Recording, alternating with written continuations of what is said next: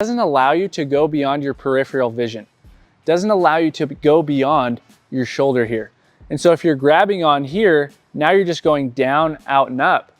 It's taking away that back motion, helping you to be able to hit the ball faster.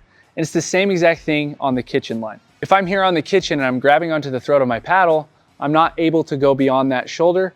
Now I can react faster in these hands battles by keeping the ball out in front of me, and I'm not gonna be sending these balls long because my backswing isn't coming clear back here. So this is another one of those things. Next time that you go out, I give you a challenge to just look at the people around you that are playing on different courts. Watch how massive their backswings are when they get into hands battles and when they're hitting drives from the baseline.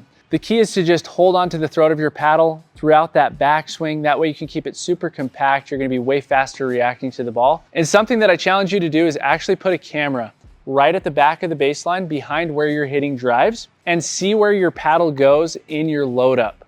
It's gonna be something that you probably have to change because a lot of players come way back here where you can see the paddle behind my head, but you don't even notice as the player that's hitting these drives that you have that big of a backswing, that it's coming all the way behind you.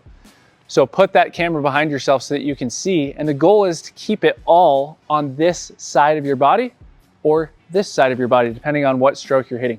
So I'm coming back, I don't wanna see my paddle behind myself. If that's happening, you have way too big of a motion. It's gonna be really hard for you to ever have a consistent drive in pickleball. So again, that's a super simple fix. Grab onto the throat of your paddle. Number